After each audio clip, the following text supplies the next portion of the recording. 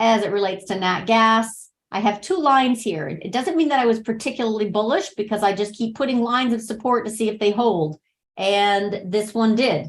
So anyway, we have moved all the way back up into the next line of prior support, now resistance, but that was a nice, very strong 4-day gain.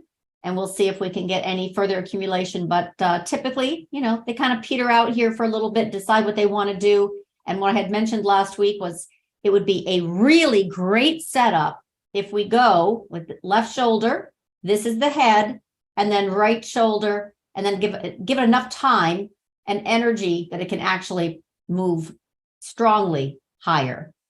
All right, so they got back above 822, and it's actually doing pretty well now.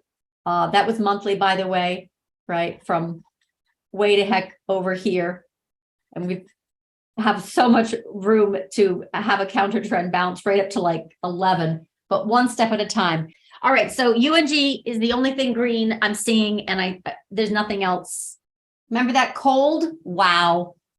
Okay, so remember the cold is the inverse, right? The Nat Gas, I was trying to kind of figure out where are we going to get to with this Nat Gas sell-off.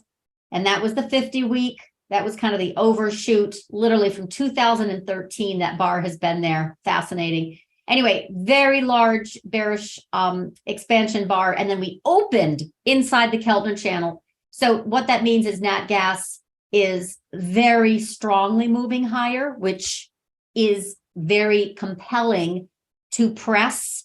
It also means that we could have a little bounce back, which means Nat Gas falls back or goes sideways. But as long as this stays below 64.65 in cold, which again, I'm using as more of an indicator to time this Nat Gas move, definitely a perfect rejection. And then it crashed right through. And then we're opening up right at 53, right? So this is where you're going to have a little bit of a tussle, 48.50 kind of thing. But anyway, this is definitely confirming that Nat Gas is very bullish. We knew that already when it came back with a huge thump. But I'm curious to see if we're going to do any sideways shuffle here at the 53 mark in cold, which is basically UNG at the 21-day. Yep, even Nat Gas is petering out at 53. That's a little bit of support, and it's bouncing. I think the easy money for UNG probably off that bounce has been made. We go a little bit sideways. I wouldn't close it by any stretch. We still have a 10-week up here. We can absolutely, move all the way back up into that $10 range. But for right now, intraday, we're softening.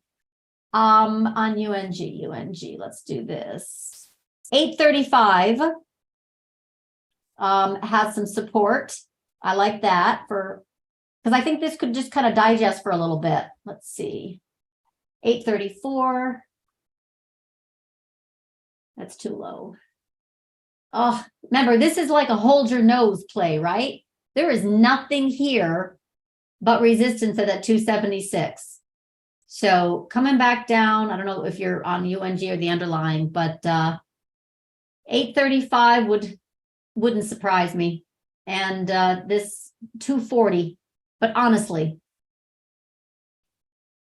I can't think of a harder stock to trade than betting on a directional move continues with Nat Gas. I think it timed perfectly with Freeport going offline and then coming back online. Fascinating. I mean, absolutely fascinating. Literally on the 21st. Literally, they came back online the 21st and boom, that's great. But until it can get back above and stay above this level, I think we're going to more likely have a sideways. So let's see what happens at this 834, 835 area.